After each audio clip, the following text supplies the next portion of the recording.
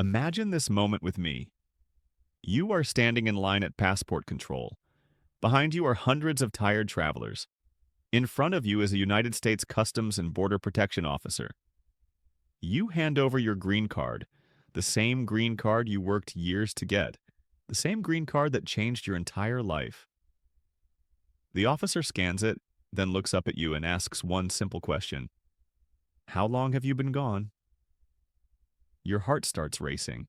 You answer honestly, 6 months and 2 weeks, maybe 7 months. You were taking care of your sick mother, or wrapping up business back home, or finishing your degree. Good reasons, real reasons, human reasons. But the officer is not smiling anymore. They ask you to step aside, to follow them to a different room. Secondary inspection, they call it. And in that moment, everything you built in America, your job, your home, your future, suddenly feels like it is hanging by a thread. This is not a horror story made up to scare you. This is the reality for green card holders right now, especially as border screening has become more data-driven and more strict going into 2026. The Department of Homeland Security is watching closer than ever before, and thousands of green card holders are finding out the hard way that a permanent resident card is not permanent if the government believes you abandoned residence. So if you have traveled recently, or if you are planning to travel soon, or if you have been outside the United States longer than you planned, you need to stop everything and listen closely. Because what you do not know about the rules and what the government can now track much more easily could cost you everything. Let me be very clear about one thing. A lot of social media panic mixes different issues together. For example, you may have seen posts claiming green card holders are suddenly banned from travel because of broad travel restrictions affecting certain countries. In general, lawful permanent residents are treated differently than non-immigrant visitors. But here's the part that matters for you. Even when you are allowed to travel, green card holders are being scrutinized more heavily than many people realize. And the consequences of getting this wrong can be devastating. Here is what is actually happening at the border right now. CBP has expanded biometric and identity verification programs, including facial recognition at many ports of entry and departure. That means the government can more easily confirm when you leave and when you return. They can see patterns, they can see long absences, they can see repeated long trips. This does not create new abandonment rules by itself, but it makes it much easier for officers to spot cases where the existing rules may be violated, and to question people more aggressively when something looks off. So, what are the rules you need to understand? Your green card says you are a permanent resident of the United States. Permanent resident. That means the United States is supposed to be your home. Not a hotel you visit once in a while, not a backup plan. Your actual home, where you actually live. If you leave the United States for more than 180 days, about 6 months, you may be treated as someone seeking readmission when you return. That gives border officers more room to question you deeply about your trip. They can ask about your intentions, your ties, and whether you really still live in the U.S. If you stay outside the United States for more than 1 year, and you did not obtain a re-entry permit before you left, your green card can become invalid as a travel document for returning after that long absence. That means you may not be able to simply show up at the airport and re-enter with your green card like nothing happened. You may need to pursue a returning resident process, often referred to as an SB1 returning resident visa, and those cases can be difficult. But here is what trips people up the most, and what you truly need to understand. Even if you come back before 6 months, you can still face questions about abandonment if officers believe your overall life shows you no longer intended the U.S. to be your permanent home. Let that sink in. It is not only about counting days, it is about what those days show about your life. So what do officers look at when they suspect abandonment? They look at whether you have a job in the United States or abroad. They look at whether you maintain a home here. They look at whether your immediate family lives here or overseas. They look at whether you file U.S. taxes properly as a resident.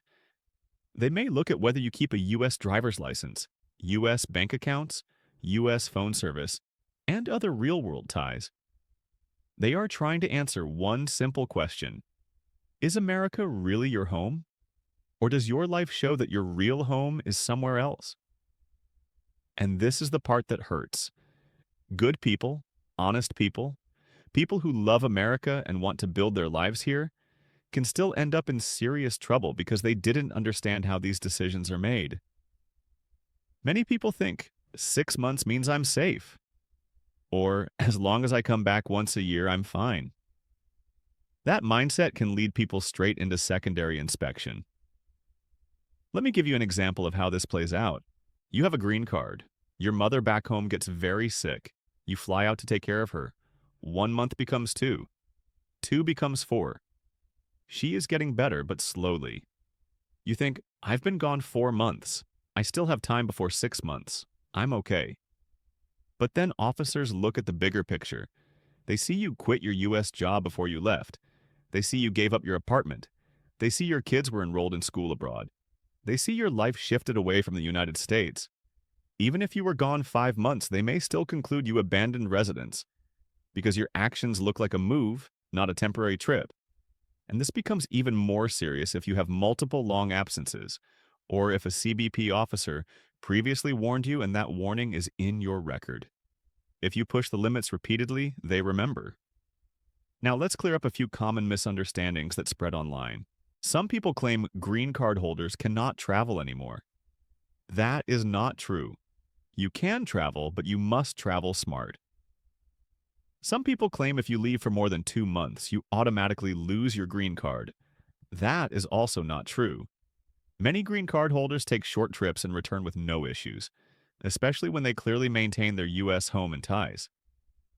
Some people claim the 6-month rule is automatic abandonment. Not true. 6 months is a major trigger for tougher questioning, but abandonment is determined by the total situation, not only the calendar.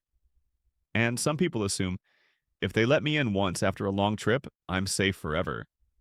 That is a dangerous belief. Issues can come up later, including during future entries or even when applying for naturalization. So what should you actually do to protect yourself? First, when possible, keep trips shorter than 6 months. If you are visiting family and you know you might be delayed, consider returning earlier rather than staying right up to the edge. Second, if you believe you may need to stay outside the U.S. for a long period, plan ahead and talk to a qualified immigration attorney before you travel. In many cases, the tool people use for longer planned travel is a re-entry permit, which is generally requested using Form I-131. You must apply while you are physically in the United States, and you generally must complete biometrics as required. It costs money and takes time, but it can be the difference between a smooth return and a life-changing problem at the airport. Third, maintain your ties to the United States while you are gone. Keep paying your rent or mortgage if applicable. Keep your bank accounts active. Keep your U.S. phone number if you can. Keep your driver's license current if possible. Most importantly, file your taxes correctly as a resident if you are required to do so. These things are not just nice to have. They can become evidence that your absence was temporary and that your real home remained in the U.S. Fourth. When you travel back, carry documentation that supports your ties. Examples can include copies of recent U.S. tax returns, a lease or mortgage statement, proof of employment or an employer letter, and other documents that clearly show your life is based in the United States. If an officer questions you, you want to be able to support your story right there, calmly and clearly. Fifth, be completely honest at the airport. Do not lie about how long you were gone. Do not invent reasons. Do not guess dates if you're unsure. Check your records. CBP has travel history systems. They can verify entries and exits. If your story doesn't match their data, the situation can escalate quickly. Sixth, and this is extremely important, if an officer tries to get you to sign Form ETVI 7, do not sign it unless you truly intend to give up your green card. Form I-407 is a written record of voluntary abandonment of lawful permanent resident status. Once it is signed, the damage can be very difficult, sometimes impossible to undo. If you want to keep your status, you can politely decline to sign and state that you intend to keep your U.S. residence. In some cases, that may mean the government chooses to place the matter into formal proceedings where you can present your case. rather than giving up your status on the spot. Now, what if you are already outside the United States and you realize you have been gone too long? If you have been outside for more than 1 year without a re-entry permit, you may need to speak with a qualified immigration attorney immediately and consider whether an SB1 returning resident visa process is appropriate. These cases require strong evidence that the long absence was beyond your control and that you never intended to abandon residence. It can involve serious documentation and a high threshold, and it is not guaranteed. That is why prevention is always better than trying to fix it after the fact. And there is one more thing many green card holders forget. Even if you protect your green card, long trips can still disrupt the continuous residence rules for U.S. citizenship. So, if naturalization is your goal, long absences can delay that timeline. Here is the reality going into 2026. Screening is tighter, records are more automated, and officers are quicker to notice patterns. The margin for error is smaller than it used to be. But if you follow the rules, if you are honest, and if you maintain real, provable ties to the United States, you can travel and protect your green card. The key is understanding that your green card is not just a piece of plastic. It represents your life in America, and it also comes with responsibilities. This is Immigration Bulletin Hub, and the goal here is to help you protect your status and avoid mistakes that can cost you everything. Especially the ones people don't realize they're making until it's too late. Immigration policies evolve. Enforcement patterns shift. New technology expands. If you are not staying informed, you are putting yourself at risk. So if this video helped you, subscribe to Immigration Newsroom and turn on notifications. That way, when rules change, when border practices shift, or when new risks appear, you will hear about it in time, not after the damage is done. Your green card represents years of waiting, thousands of dollars in fees, and a future you worked hard to build. Do not let it slip away because you did not know the rules. One final point. This may be the most important thing in this entire video. If you are planning a long trip abroad, talk to a qualified immigration attorney before you leave. Not after you come back. Not when you are already in secondary inspection. Before you go. A consultation may cost money, but losing your green card can cost you everything. Your job, your home, your ability to live in the United States, and your path to citizenship. Right now, at airports across America, green card holders are being pulled into secondary inspection. Some are questioned for hours. Some are pressured to sign away their status.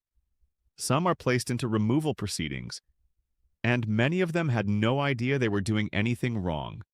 Do not be one of them. Know the rules. Follow the rules. Document your ties. Be honest. Be prepared. Your green card is not just a card. It is your life in America. Protect it like your future depends on it. General information only, not legal advice. For guidance on your specific situation, consult a qualified immigration attorney.